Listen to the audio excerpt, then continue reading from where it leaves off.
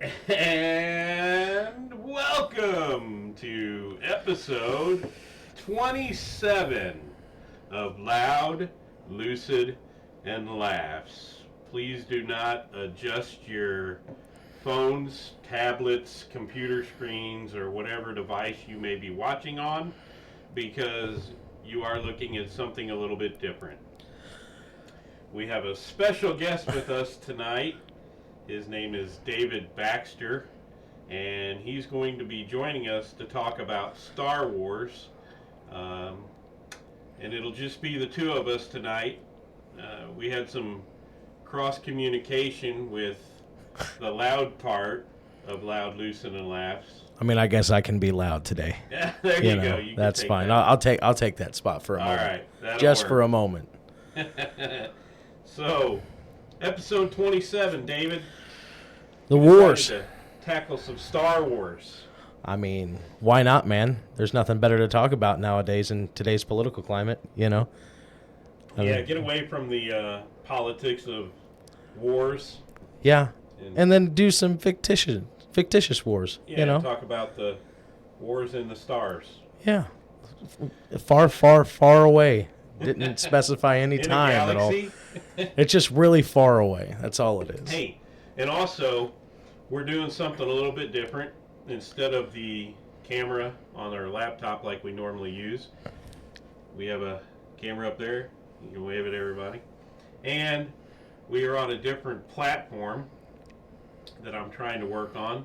And we're actually live through Twitch right now. And testing this out with our first couple of viewers to see how everything goes. And Dave's checking in with them. There are people he knows. It's just black. Oh, there it goes. It's coming up. It's coming up. You got it? Yep. Okay, cool. And we are going to break down a lot of Star Wars stuff and go through a lot of the movies, the TV shows, the one-offs, and we might even touch on books. We got some books. We've got the books down here that we read, and David's a master at knowledge. I know too much. Is that? Yeah. I'd be put somewhere if it was valuable information. I promise you. Earlier, he had to log into my Wi-Fi, and he asked a password, and I was able to give him the 28-digit password to log in. And he looked at me and he said, "So you just have that in your brain?" And I said, yes I do. It's stuck in there like a lot of useless knowledge. Yeah, well, that file has got stupid passwords. Mine has got Star Wars and like Lord of the Rings knowledge. That's all that's in there. You open it up, and if you're like you need an emergency, something emergency, you open it up. It's like, oh, that's not going to help me at all. Yeah, it's like I tell Gina that up here is like a little guy with a two-wheeler, and he's running around, and he's got file cases, and he runs up to a file cabinet, and he'll open it up, throw the files in, shut it, and then run off with whatever else he has. And I said, some of those file cabinets are way back there in the building. So if he has to run and get something from there, it takes me a little bit longer to remember it. So right. Some of that stuff stays right up here. For sure. Yeah.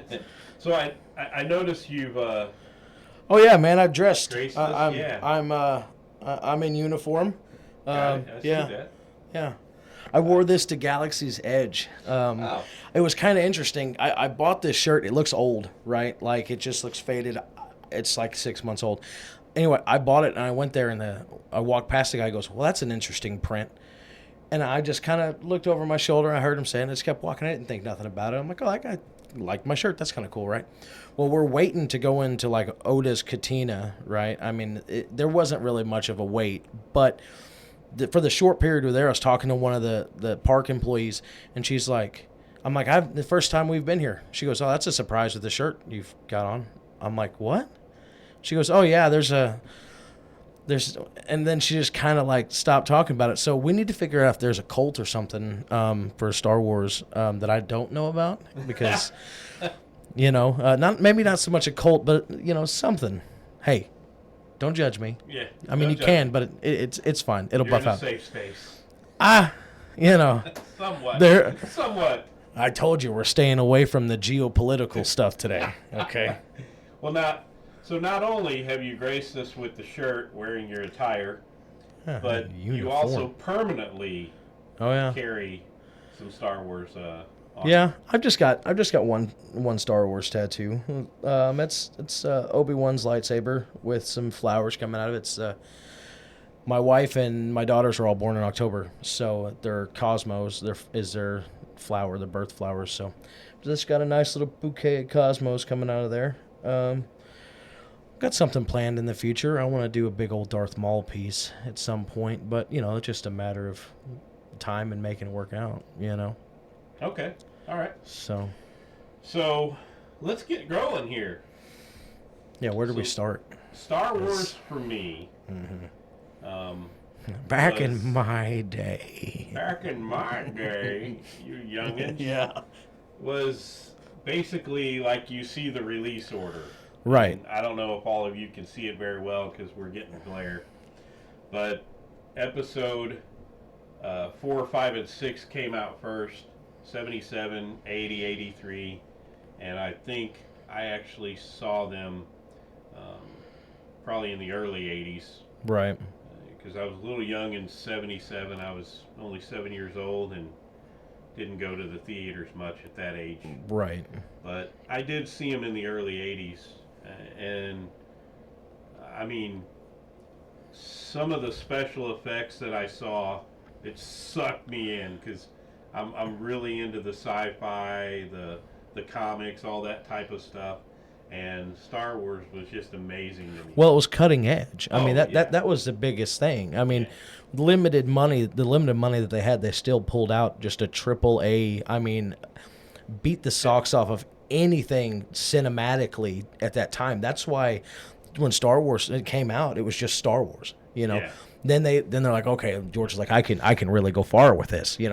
Well, when he first came out, right, he didn't think he was going to make them. He thought in his lifetime he would never get to tell the whole story, so he did episodes 4, 5, and 6. Well, and he also had no idea that Star Wars was even going to do anything at all. Oh, yeah. There was such little money there. I mean, genuinely, the production was like just poor. I mean, they had 2 or 3 shots each scene, and they did the best they could. And the only thing that saved them was what was it? Illuminate Light Magic or whatever, the studio that did all the CGI.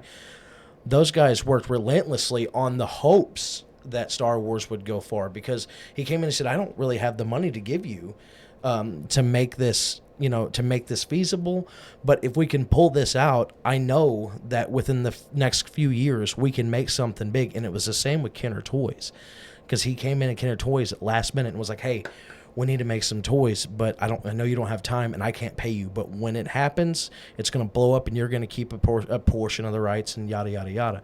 And that's how it kind of played out. Yeah, there's Bosk right there. Yeah. One of them, that's the original one. Yeah, and it's Bosk is sought after at this point. Like, the Clone Wars really brought Bosk back into as far as continuity goes. Okay.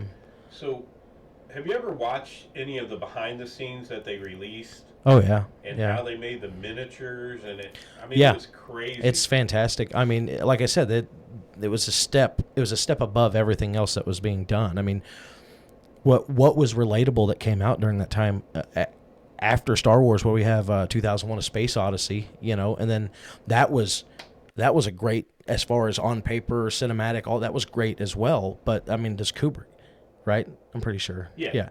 So, and George didn't really have any big notable names other than, was it Two-Lane Blacktop beforehand, and that was Harrison Ford's first real intro, you know.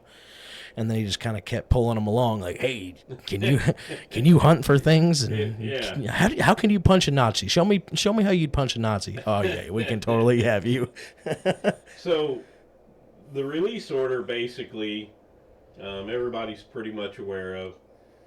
We're going to dig into more of the chronological and kind of roll through that and hit on some of these that they have and that have come out, which the most recent one, The Acolyte. Right, And right, I remember yeah. you telling me about this when it first came out. I finally did watch it, and I enjoyed it. Yeah, yeah, I enjoyed it. The way that it kind of gets messed up a little bit because of the way that canon and legends went. After Star Wars was picked up by Disney, it just they took a total flip. They took some that was out of the old canon, and some that was out of just the old non-canon lore, and they brought it in. So like the Acolyte, is set to give us the idea of the rule of two, as we see it in the rest of our known Star Wars, right? So because it was never really explained in the 9 movies and all the other spinoffs, and if George, you ever watch this, and it doesn't make much sense. But anyway, they had to bring it in somewhere. So Sidious,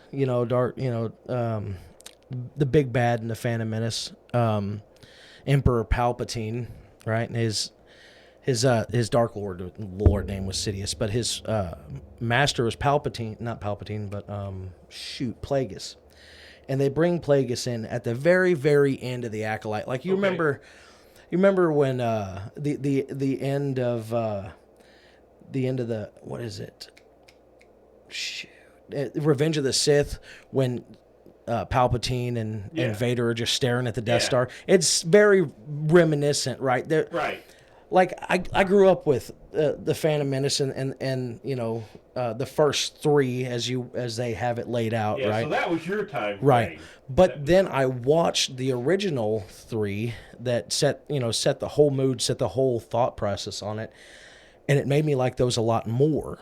Now, don't get me wrong. There's some parts in the Phantom Menace and Clone Wars and Empire Strikes Back. Revenge of the Sith that will always be a top for me, just as a fan, because that's what I grew up with. It's the same. 4, 5, and 6. Right. Are always going to be right.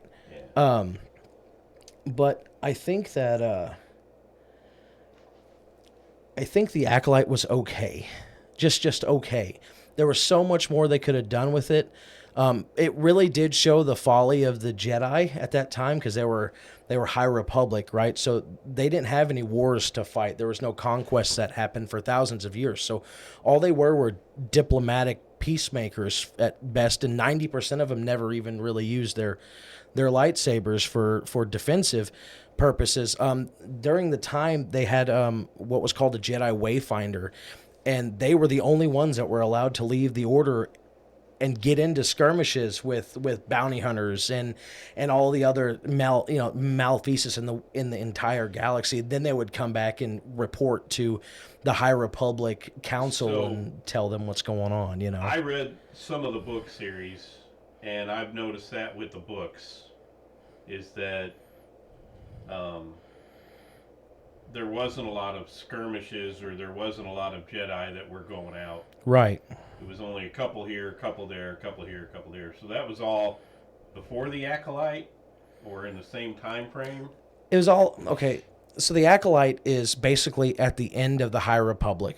Okay, so there is a fight, a cataclysm at the end of the High Republic, and it brings the Jedi back into a galactic war, which that's always the main theory in Star Wars, is that there's some form of galactic warfare. So really what the Acolyte shows is that Plagueis is setting up for Anakin. We'll get down that line as it comes with midichlorians and all that stuff too. Even if we got to do a part 2, and we'll talk about that later. But it really shows, because the 2 girls, I forget their names. I should have had them wrote down. But anyway, they were a dyad in the Force. They were twins. So one was innately good and one was innately evil. So that is the perpetuality of the scales of the Force, right? So, and they were the only 2 other than another Jedi twin set that was way thousands of years before this happened. So, and they were created by the Force, but a skewed version of the Force. There were witches, Force witches that made these girls, right? Okay. So Plagueis saw that, and Plagueis's whole purpose as being a Dark Lord and all that was to make himself last forever. That's it. That was his whole purpose, right? So he saw that the witches could create two girls that was basically a carbon copy of the origin of the woman, the mother, right? And it just split down the middle, you know. So what that means is that the dyad has got they're very strong in the Force. They're close together, they're strong in the Force, they're a step above anything else. You know, as far as like Anakin is, you know, everybody says Anakin's the strongest, and they're a step above. So it's nice to see that they're bringing that same kind of thing in with the Acolyte, but it's kind of a shorthanded way to tie it in my opinion, you know. Okay. Episode 1. Man. Finally releases in 1999. Yep. Yeah, it was just a young lad. Phantom Menace. Yeah. And kickstarts a ton of stuff. Oh, toys. So, yeah, I mean... Well, let's be honest, man. A New Hope kicked off a lot of toys, too. Well, yeah, it did. But finally, George Lucas gets to put his vision in something he never thought would happen. And he's at a point from 1977 to 1999, and a lot has changed. Lots. In the movie industry. Oh, yeah. And he's able to do things that he never dreamed of in 1977. And because of his clairvoyancy on toy rights, he can afford all of it. Yeah. That's another thing y'all need to look into. He's a genius on that one. Yeah. So, Attack of the Clones comes second a few years later. So, really, as I was growing up, A Phantom Menace was great. Darth Maul was my favorite. The fight between Maul and Obi-Wan and Qui-Gon was like one of my favorite. It's one of my favorite setups. It's I forget they have a name for that fight. I forget what it's called. Give me a second. I'll remember. Well, I just know that, you know, of course, I'm in favor for the Jedi. Right. But seeing Darth Maul, I was like, this is one of the coolest characters. Right. This guy's gonna go far. Mm-hmm. I'm enjoying it. Yeah. It really hurts, doesn't it? And it hurt. Some say it cuts you in half. You know? Literally. Yeah. So I got bummed out by that. I really did. I think that was really like the main point of that movie. You know, as far as the fight and Obi-Wan watching Qui-Gon die, you know. It gave, because, I mean, Obi-Wan didn't want to take on Anakin as a Padawan, right? It took Qui-Gon dying for Obi-Wan to step up and say, you know, I can do this. This is what needs to happen. And Qui-Gon is right. Qui-Gon was pretty good as far as being a master goes, and he went to, like, this is written in some comics. He went to Obi-Wan and said, you know, that there's a point in time where you're gonna have to step up, basically. And then shortly after, he gets cut in half by a apprentice to the dark side, which is interesting. So it's just poor. I don't know. Poorly written. Not to jump ahead. Mm-hmm. But correct me if I'm wrong. But Darth Maul shows up in some of the Clone Wars animated. Yeah. Yep. Mm-hmm. Okay. So he shows up in He'll show up in the Clone Wars, the animated series. 2008. Yeah. So that actually that ran from like 2008 to 2014, and then they did the final seasons, I think 2016, 2017. But the last final seasons is really where Maul comes into play. It really gives a little bit more light on the species that Maul is and the hierarchy of the planet that he came from. he doesn't truly die. No, so he gets cut in half, yeah, and it's a lightsaber wound, so it's a total cauterize. But he fell down that reactor, and he ended up in a bunch of garbage, and the only thing that kept him alive was his hatred and the dark side. Okay. And then he ended up on a trash planet for like 20 years, and he fabricated like spider legs. Yeah. Because he still had some wits about him, but by the point in time that he was found in the Clone Wars, he was absolutely insane. I mean, way more than he was on a regular basis. I mean, he wouldn't form cohesive sentences. He just attack whatever was around him. Very animalistic. Okay. You know. So we move to 2022, Tales of the Jedi. Tales of the Jedi. So the Tales of the Jedi I really liked. They're shorts. They're not very long at all. It kind of gives kind of a perspective on different characters. Yeah. So unlike the Clone Wars, which I had a guy that I used to get comics from at a shop that he was a huge Star Wars fan, and he actually gave me a list of, if you want to make it through the Clone Wars, watch these episodes. Right. These are the key episodes. You can skip all the others. So I did, but I never did watch the Tales of the Jedi. So did I miss?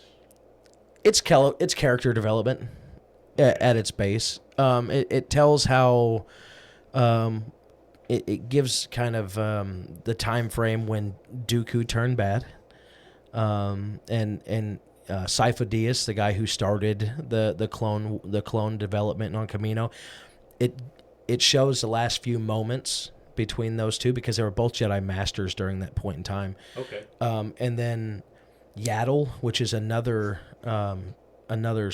character like Yoda and like Grogu, and they're saying that Yaddle was Grogu's mother. So Yoda and Yaddle created Grogu because they were the only ones that were alive in the galaxy. Okay. You know, so they were allowed to procreate, which is totally against Jedi rule. But when Yaddle had Grogu, they were separated. The council took the baby away, and baby Yoda had no idea, where Grogu was, other than he was a Grand Master.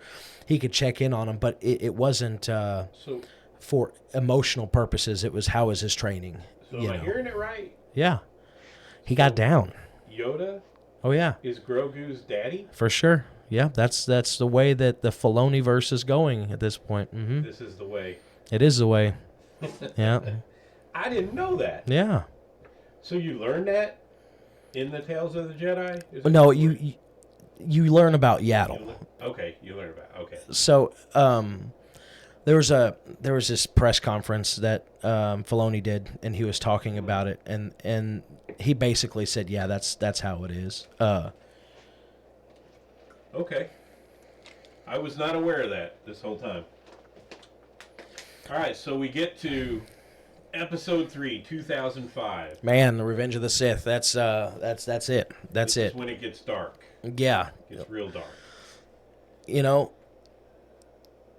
What's the best part of the movie? There's so many good scenes. The final duel between Obi-Wan and Anakin.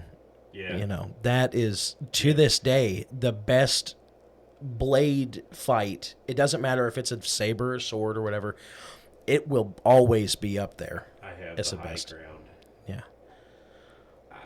That was probably, out of the first three that came later, that was probably my favorite. Oh, yeah. I could see.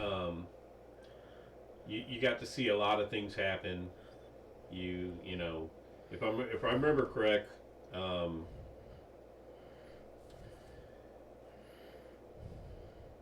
so Darth Vader. Mm-hmm. Well, he wasn't Darth Vader yet. Anakin. What? Are you talking about when they fight? Yeah. Yeah, he's Vader, homie. Well, he's already took the mantle. He's the apprentice of Sidious. He's Vader, to me, homie. He's not suited Vader. Yeah, no, he's peak. That's dude, Vader was only in peak for like 2 days. You know that, right? Like the rest of the time, no, Sidious wanted that to happen But because he knew that he would run away with it. he did not know. Did he know at the time that, what's her name? Padme. Padme. I'm going blank there. That she was pregnant, Yeah, yeah. and then they take off. They hide her away, Mm-hmm. and you move into the next one, which us taking out all the others, you move into episode quote unquote 4, which now you're seeing Luke as a young kid. Right, exactly. But before that, we moved from Revenge of the Sith, and then you went to Tales of the Empire, which just came out. Which is the spin for the dark side. So we had the Tales of the Jedi that told the backstory on a few Jedi masters or apprentices And alike. are these shorts too? Yeah, they're like I haven't 15 watched minutes. them either. They're like 15 minutes each. Yeah. Okay. And this gives kind of more insight on Vader, gives more insight on Inquisitors. You know, that as we move farther, there was Inquisitors throughout the Empire, and the Inquisitors were the hunters So you're of the saying Jedi. I should go watch it? I mean, kind of mad you haven't already, but it's okay. It's all right. Hey, I'm not gonna hold it against you. Listen, when we set this up, I told you were going to be the expert. I've read the books for the High Republic. I've seen most of the movies and a few of the animated series, so I knew you had seen everything. So let's just not run through this like that in 1 second.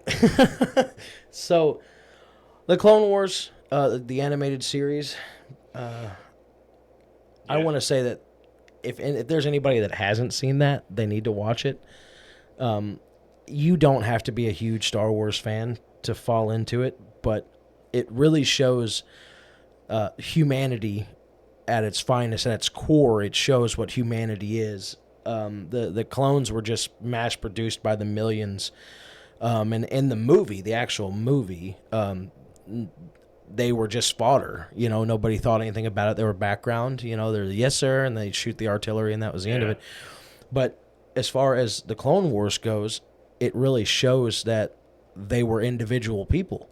You know what I mean? And each person had their own. It wasn't just some yes sir, yes sir, yes sir. It was everybody had their own thing about them. You know, and there were soldiers that were trained and designed to be lower rank and file soldiers that excelled in battle and excelled in saving their brothers or saving Jedi or whatever, right? Whatever their mission was. And they step up, which is also very rare because they were designed to be a commander, or you're designed to be a rank and file clone. And you see that through several of the series. They a lot of the they grow. solo movies throughout. Yeah, they grow. But you also see it in like the Bad Batch. Yeah, the Bad Batch is another one that really kind of gives you that. If you watch. Thoroughly enjoyed that one. Yeah, you really build a connection with the clones. Yeah. I mean, you do, because at this point in the Bad Batch, now we're down to the Bad Batch, we're past the Revenge of the Sith. The Bad Batch is right after Order 66. So Order 66 happens, all of the clones have a inhibitor chip in their brain. It's a biochip.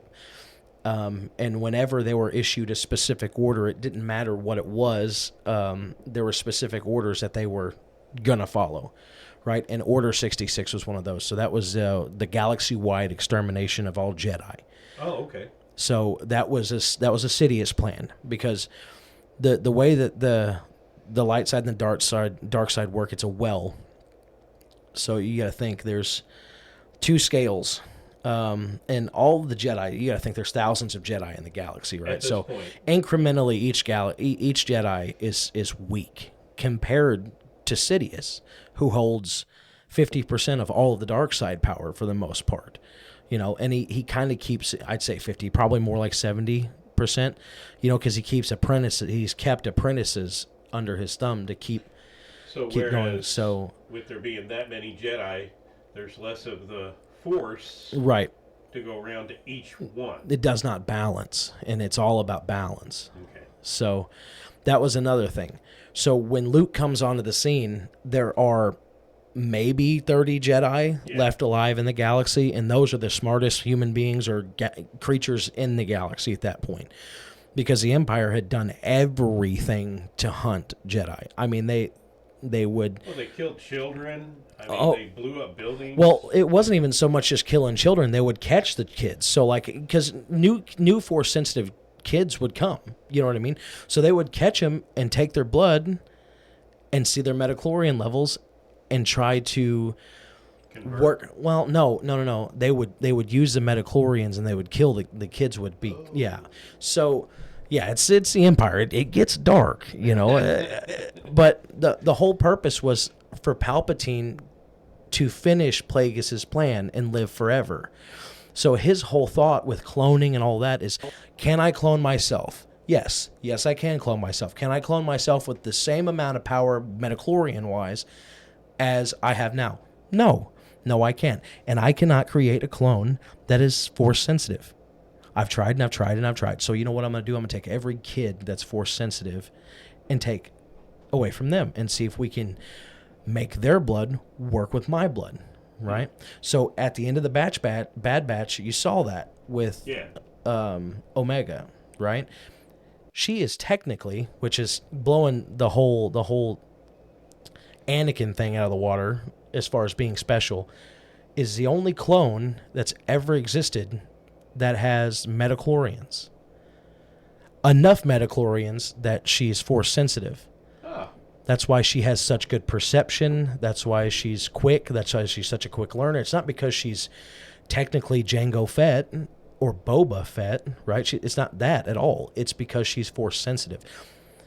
And that's why the Empire had been hunting her that entire time.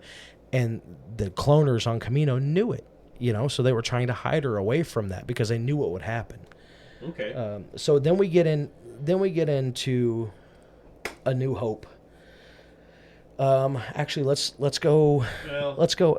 You want to go Kenobi or? Well, I mean, where are you at? We got a few things in between there. You had Solo, which not a blockbuster hit. Not a blockbuster hit. I really wasn't a fan. It set up how they met each other. That's it. That's the only credible part. Andor. I like it. It shows the espionage that you had to what steps you had to go through to be a spy, to actually resist the Empire during their height. So the Resistance. Yes. So this is... You do get a lot of background. Yeah, absolutely. And Obi-Wan Kenobi, you get you get Leia as a young girl. You get Luke as a young man, and that T-16 Skyhopper that Luke is playing with, you know, while he's given the hot tank to C-3PO, was given to him by Obi-Wan, and that shows in that series, right? And you also get the fight, the best freaking fight between Obi-Wan and Anakin or Vader, because it was Anakin and Vader. It was great. It was choreographed great. It was written well, and it really just kind of settled that mood, you know, because the next time that Obi-Wan sees Vader is when he gets cut in half and turns into a Force ghost. Yeah. And as far as we all had, that was the only closure we had, that Obi-Wan was his master, you know. Right. So now you had that final fight on Tatooine, which is kind of funny to me. They never came back to Tatooine to look for Obi-Wan. They're like, oh, the last place we saw him was on Tatooine, you know, and then never came back to find him. That is the one thing after seeing all the newer stuff that I did question was, I remember Darth Maul. Right. He's still there. Obi-Wan. Poof, there's a rope. And I always tried to figure out how did... Qui-Gon? Yeah, I mean... Okay, so this is a rabbit hole. You got to stop me. Okay? I'll try to be as brief as I can about it. We're about 35 minutes into it. Okay, I'll try to be brief. 30 minutes. And that way we wouldn't hit anything else. Okay. No, I'll be brief. So, Qui-Gon when he was young was virtually a Jedi Wayfinder, which was not allowed in that version of the version of the. So, a Wayfarer, right, is a Jedi that just that patrols the galaxy and does whatever he sees that is in the balance of the light. They feel the Force has told them right to go out on their own and fix the world that way. So during his soul searching as a young Jedi master, he came across these beings that were deities of the Force, called the Wills.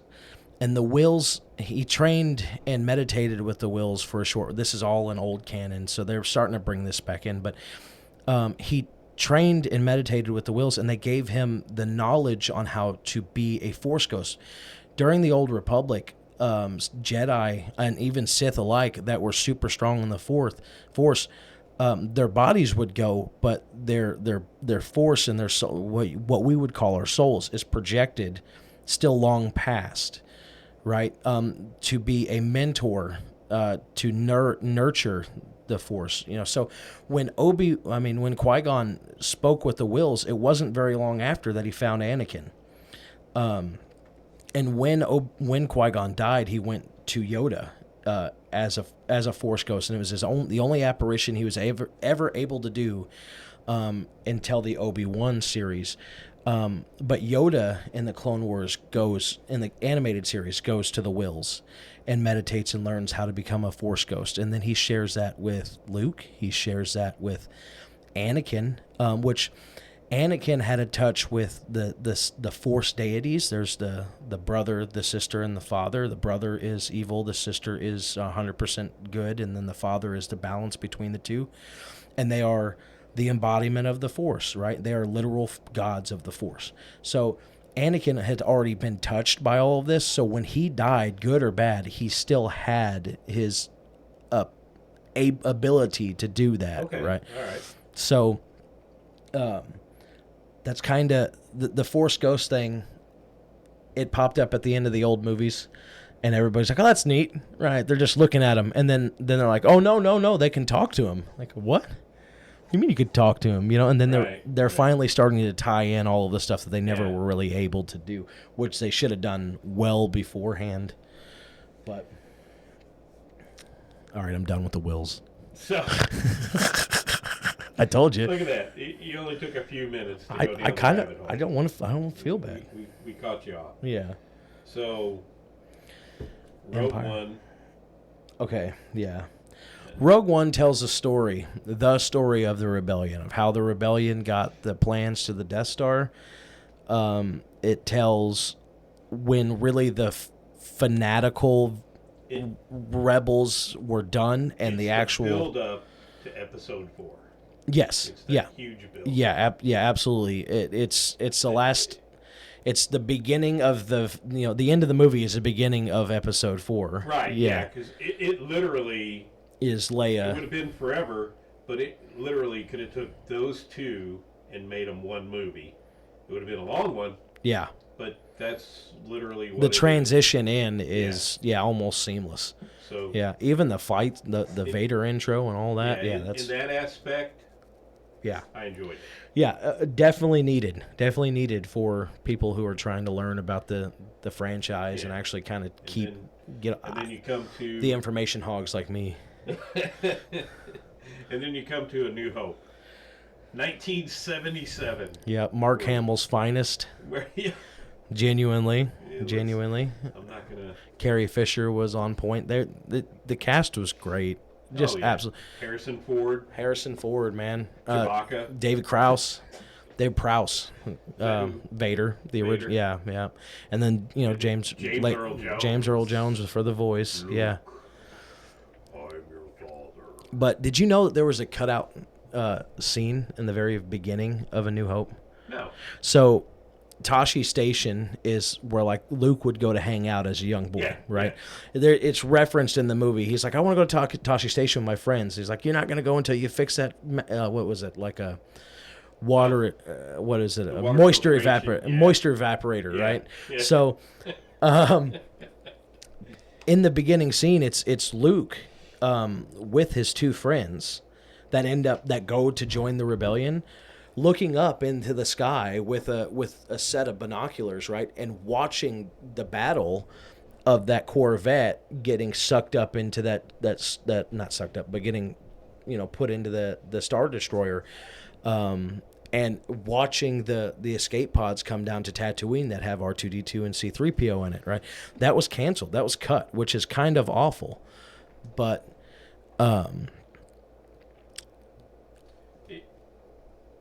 I thought it was freaking cool. They should have done that. They should have left that in there, man, because it showed a little bit more. Huge. It showed, yes, for one, it would have been huge, but it would have also made things a little bit more referenceable, like cohesive. You would think that if he can see that from Tashi Station, everybody else can see it, right? So everybody's going to say, well, shit, the Empire is here. Yeah. We need to be on our P's and Q's. Like, there's a battle going right above us on the planet, What would have been cool would have not only have been left that in, but then give shots from other worlds of somebody on another world seeing it happen.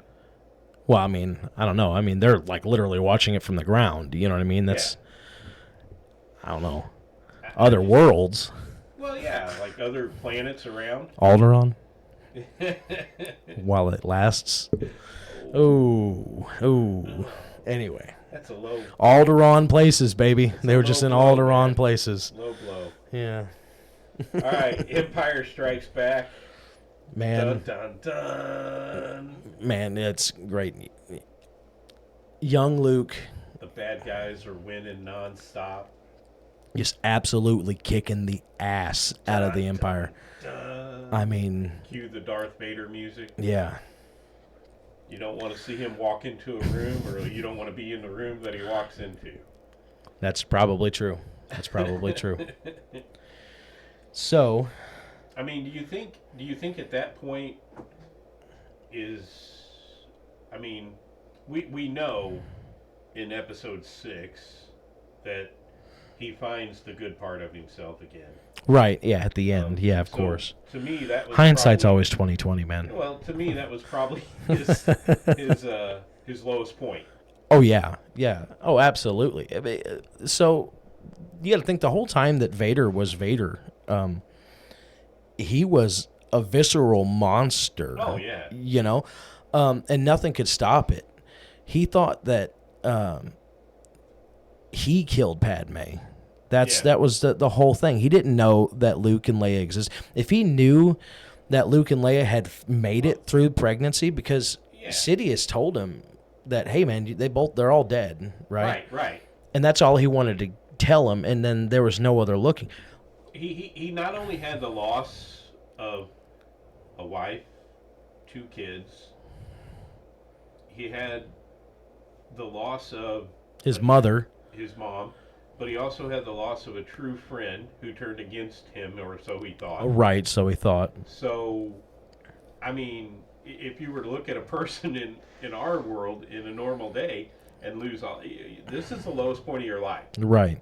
And it took him to a... Well, yeah, you live that low, and he lived that low for decades. Oh, yeah. For 19 years. And then he realizes that Luke and Leia are both alive, and that he could have had something with him, and he could have done what he should have done.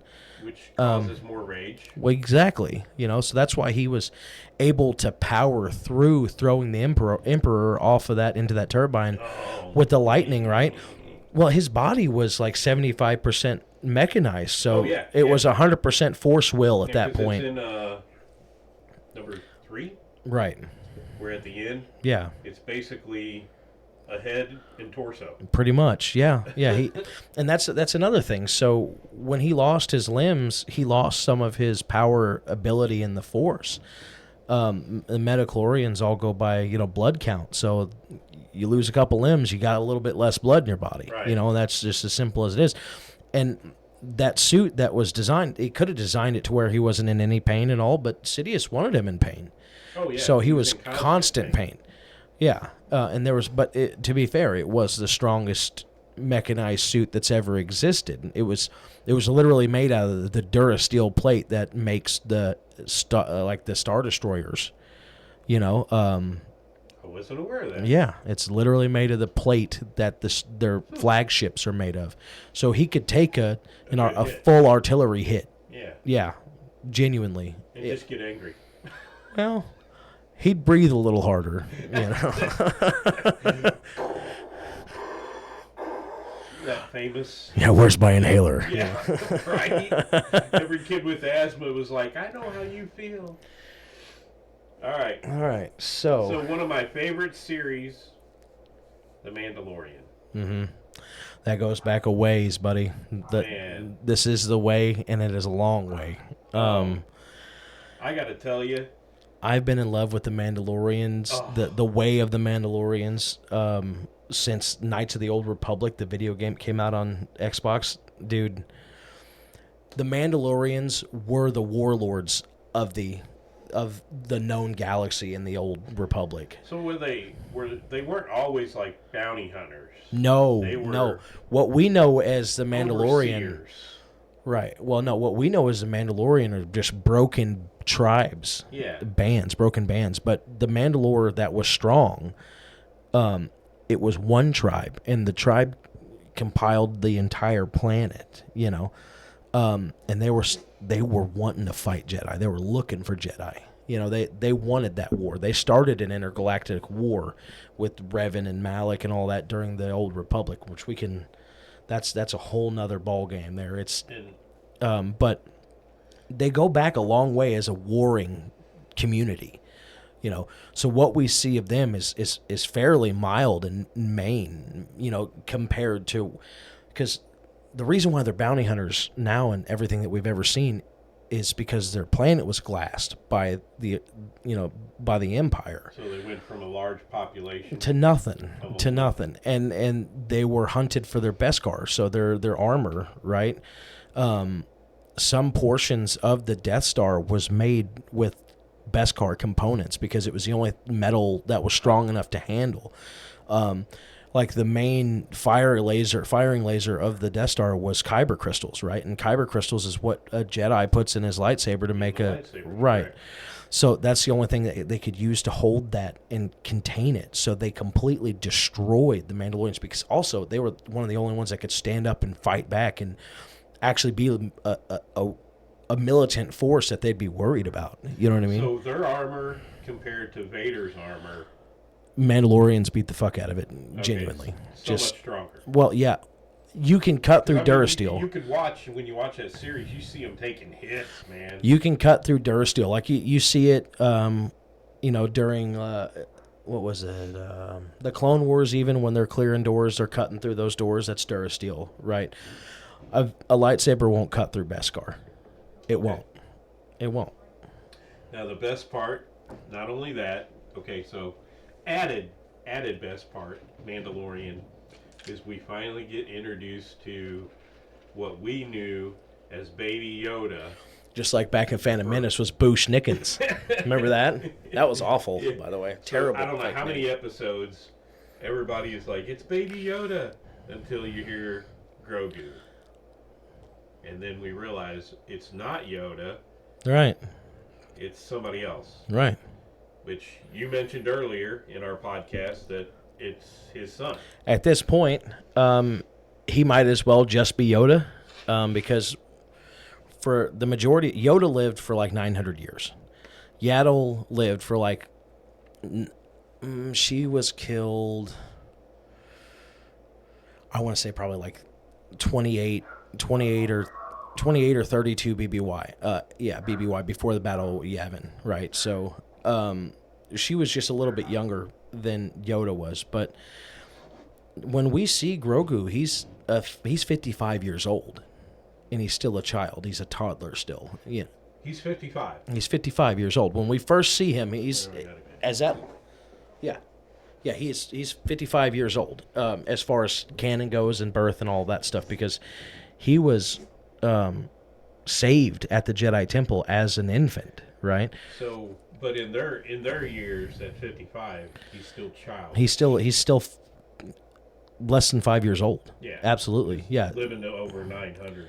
I mean, can't form sentences yet. Right. You know, is still intelligent. Don't get me wrong. But uses the Force to take. Exactly. And that's the thing. Like Yoda's species, they're so rare. There usually is only one or two of them floating around in the universe. So we don't know I don't know if it's going to be 500 years in Grogu's life before he sees another.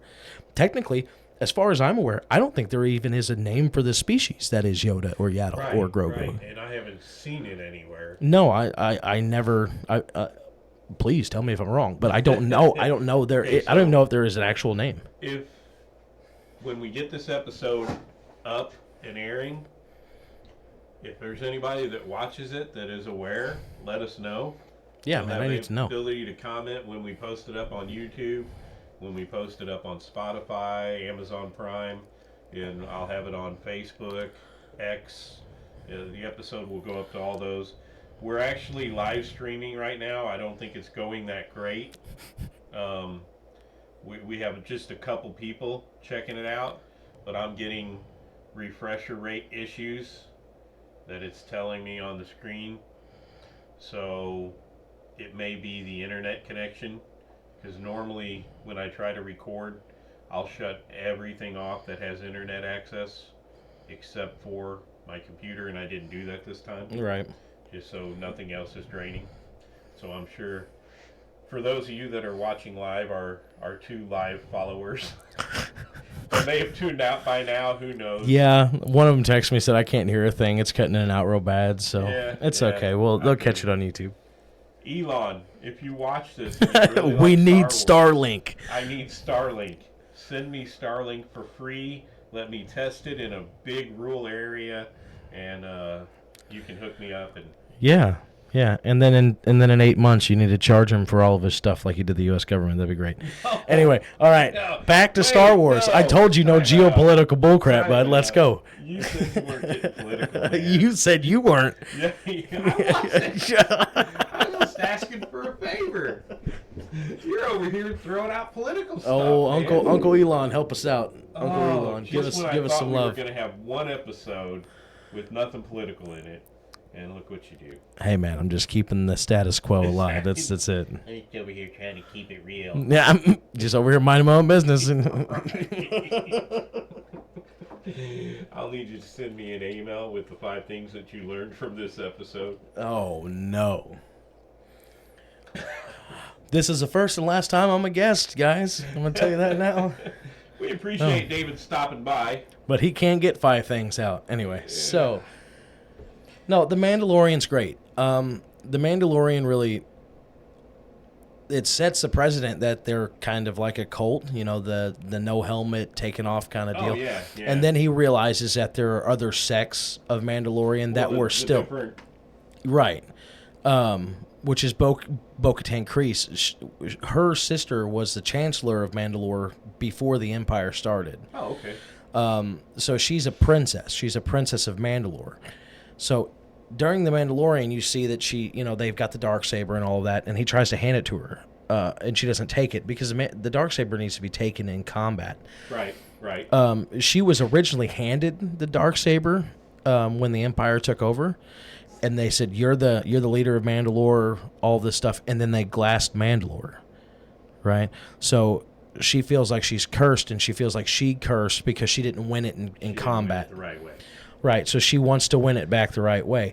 But what we're seeing is a small sect of Mandalorians that got away from Mandalore, that were stuck in the old ways of Mandalore with the not removing the mask and to be bathed in the eternal waters of Mandalore to be able to come back into it and all that. And then you see the newest version, you know, the most concurrent version of Mandalorians, where they take their helmets off. They intermingle with other species. They do their own thing. They bounty hunt. They don't look out for each other. They look out for themselves, you know. It shows the two, like it all. It's all poetry. It's all going to rhyme. That's what George Lucas says. Yeah. Which leads us into the book. The Book of Boba. So Baba? Boba. Boba? Boba Fett. Yeah. Boba So Fett. Boba Fett, probably one of the most notorious bounty hunters. In Well our known. Yeah, for sure. He was a 100% genetic clone of who he called his dad, Django. Django was a Mandalorian protector, so he was like a super police officer, So, basically. Which movie? That would be Attack of the Clones, Okay, where they bring in Boba and Django, because Django is who Obi-Wan fights in Flying Slave 1 and all that. Okay. Yeah, and Boba is the little boy. He's the little boy. So Django took a contract with Sidious and with Count Dooku, and they basically sent him on a suicide mission. And when he completed the mission, Count Dooku said, "You did such a good job. We want to use you as a genetic template." Right? So they paid him X amount of money. I don't remember what it was or anything like that. And then they take him to the cloners in Camino. He says, "The only thing that I want is to have a son that is 100% genetic copy of me that does not rapidly age like the rest of the clones that you're producing." Right? So, of course, that kind of came with troubles. The first few phases of clones were so close to Django and so unruly that they had to hire Mandalorians to come in and train them, because he was so innately Mandalorian, as far as this aggression and not listening to stuff. Like the first like 100 clones that were made, they could go and destabilize a government by themselves. Oh wow. Okay. It's a big thing, but I think the Book of Boba Fett was slow. Yeah. It was real slow, Yeah. but it kind of needed to be. If he came in and was just gung ho, without his armor and all that, and not finding Din Djarin and getting his armor back and fighting the Death Troopers and all that, which was brought in the Mandalorian at the end of the Mandalorian, that was brought in. But the Book of Boba shows where he was screwed. He made it out of the Sarlacc, which nobody thought that would ever happen. And it shows that no matter what, he could endure, right? So he came back and learned how to talk to sand people, which was also another thing that never happened. It was good. It kind of finalized his story, since they brought him back well. It wasn't a terrible bring back, in my opinion, So we move from there, and Ahsoka. So Ahsoka is basically, which you don't have this on here, Star Wars Rebels. You don't have Star Wars Rebels on here. This is straight from the Star Wars website. Well, it's old. So Star Wars Rebels is during the Empire, and it's basically all about a Padawan learner that got away, and joined the rebellion, and realized there was a kid that had powers and all that stuff, right? Well, had force sensitivity and all that. And Ahsoka ties into that because she was Fulcrum, the leader of the rebellion. Ahsoka, we didn't really cover that at all, which is kind of a pain, but Ahsoka was Anakin's Padawan, and he trained her to be the best that there ever was, other than Anakin, of course. He got her when she was like 14 years old and started training her, and as soon as their first day, she was in war, she was in battle, following Anakin. And Anakin was one of the commanders for the clones that, in the very beginning, had no regard for the clones' lives. He'd send them up an embankment, and to be slaughtered by the thousands. It didn't matter. Just go. Just get it done. So she's very battle-hardened. Was that him showing some of his darker side? That was Maybe, beginning, or- maybe that was the beginning. I think a lot of it was the political stuff because he loved Padme first and foremost, and that was the big spark of his dark side stuff.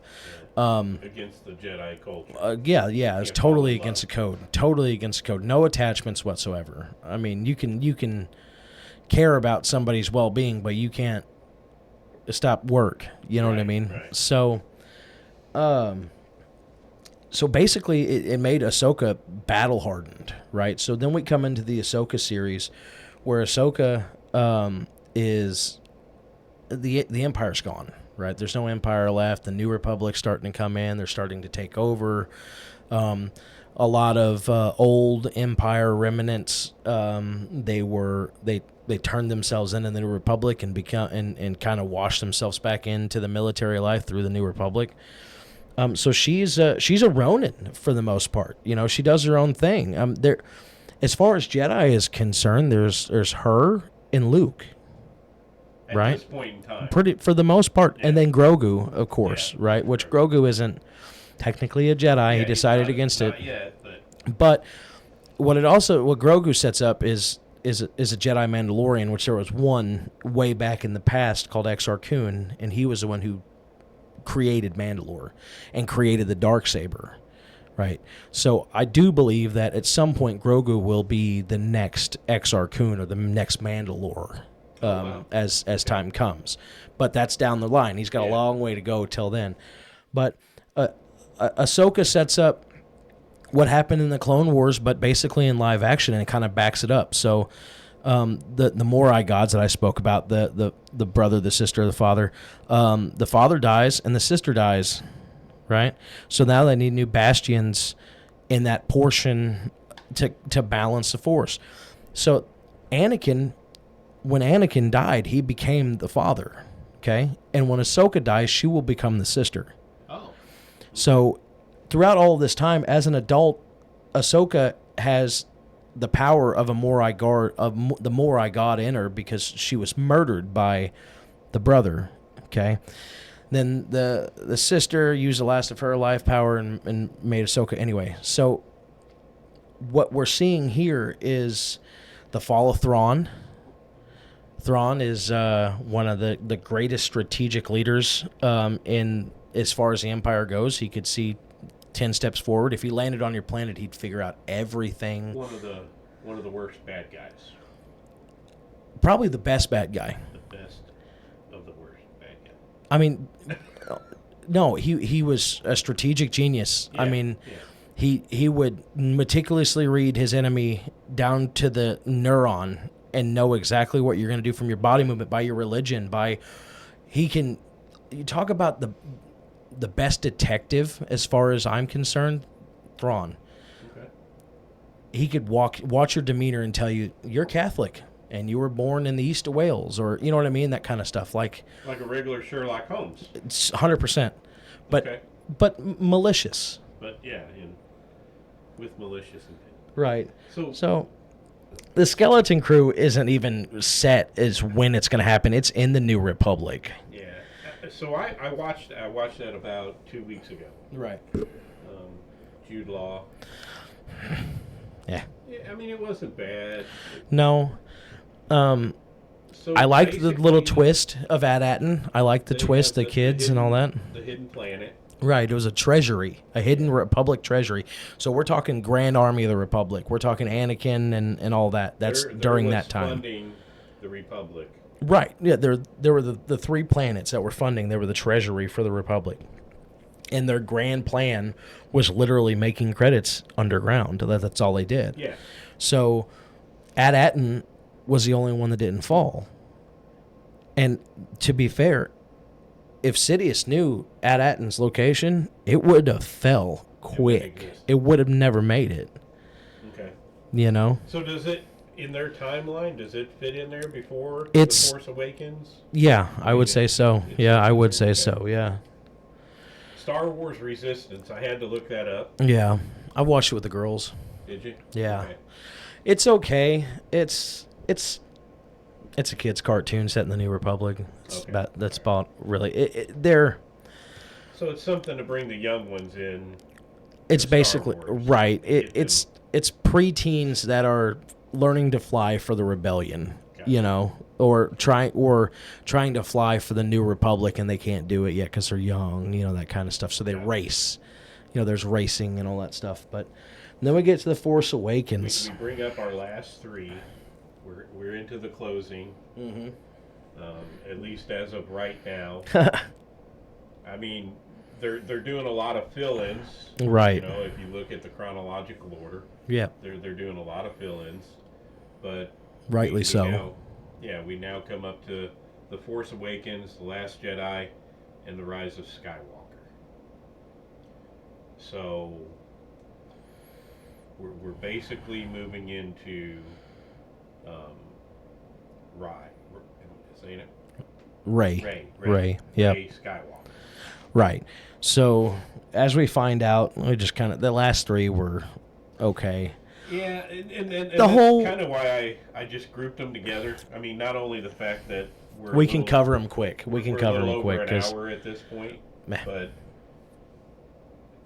2015, 2017, 2019, bang, bang, bang.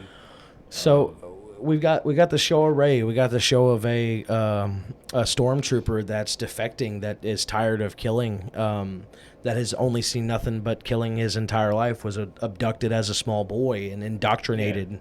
Yeah.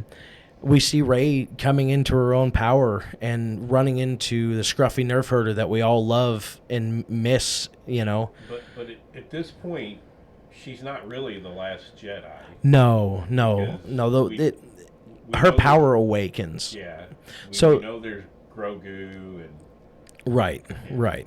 Well, we don't know where Grogu is at this point because this is 20 years, or so, 15, 20 years. So we don't know what he's doing at this point. Right. But what I'm assuming is that at this point he might be 70 to 100 years old, somewhere in there. Yeah. So teenage, a toddler, adolescent. Yeah, so for sure. If he goes the way of the Jedi and So- not a Mandalorian. So really what this last three is, so Rey is, Palpatine's granddaughter.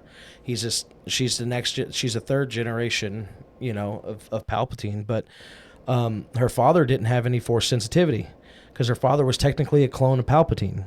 So if you want to be technical about it, she's a daughter of Palpatine, right? So that's where she gets her power from. She's innately strong because she's Palpatine, right? That's why it's called the Force Awakens, because she was a scrapper and she was quick and she could do her own thing, but she didn't really come into anything until she was putting the fire in the iron, per se, So the Force awakened with her at that point. Now, when it comes down to Last Jedi, she's looking for Luke, right? The whole point is look for Luke, find Luke, all this. She becomes the Last Jedi because Luke does his own disappearing act like Yoda did. Yeah, like they all and to be fair, saves the rebel base and gives them time to be able to leave out the back of the rebel base like they did in Hoth, And we're also introduced to Kylo Ren.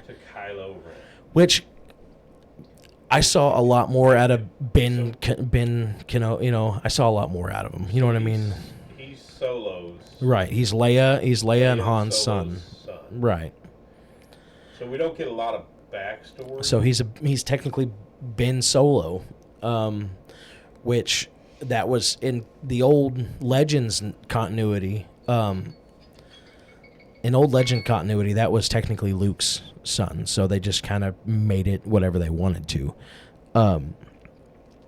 But yeah, Kylo was trained by Luke in the beginning and thought that Luke was trying to kill him, but really Luke saw something in the future that come true because he acted on how he acted, So Kylo went to the dark side and tried to follow his grandfather's footsteps, and that just didn't work out. Come to find out, the emperor that was controlling the New Republic is Palpatine from a shadow world that's almost impossible to get to, So Palpatine returns. Why? No, he just won't die. He just won't die, right? So we get that realization in The Last Jedi that Palpatine's still alive, and then the Rise of Skywalker happens. So this is when Rey realizes all of the truth, that Luke was right, that evil still prevailed, and that her father was a clone, and that her grandfather's Palpatine. Like she's starting to figure all of this stuff out, and this is where she separates her Palpatine past to her Skywalker future, right? Because in the prophecy, there's one to rebalance, right, the Force. It wasn't Anakin. Right. They're writing this for Rey. Okay. So, in the next iteration that I see, that's going to be a movie that follows the rise of Skywalker and all that, not just the filler movies that they're coming out with. It's going to be like the new Jedi Order, and it's going to be an old, a 45, 50-year-old Rey, as the Grand Master of the Order, right? With more Jedi back, right? So we're going to start that cycle back again. That's an opinion. Yeah, I see that. There's nothing out there right now. That would be great. Yeah, there's nothing from Lucas or anybody saying, No. This is our next step, or hey, in 2028. Well, the way Disney's going right now, they're not putting any next steps out. They're still trying to figure out how to make their money back that they lost. Not just in the Star Wars franchise. No, I get it. But. So Star Wars. I mean, that's it. Basically wrapped up in about an hour. And yeah, we missed a lot of key points, but we didn't have enough time. Yeah, well, this could be one of those that could have been part 2, part 3, part 4. I mean, oh yeah. Could have really drug it out. But which, if that's something somebody wants to listen to, just let me know. Yeah. We'll break them down and kind of do more of in depth. When we get this put out to all our sites, if you guys want to, you can see it there. If you've been there, our 2 followers, they can see it. But when you watch this video, you're going to see that it'll show our link that you can scan the QR code, and that'll take you to all the ways to follow us and several of the ways to watch each episode. And if you enjoyed the Star Wars episode, give us a holler, give us a like, tell us what you like, tell us what you want to know more about, and I'll bring the expert back. I'll do some more reading. I'll bring David back, and we'll discuss it even more. So I appreciate you all, and I thank you for watching our episodes, and for our 2 live followers that probably got tired of trying to follow and turned it off. We appreciate them testing it out with us.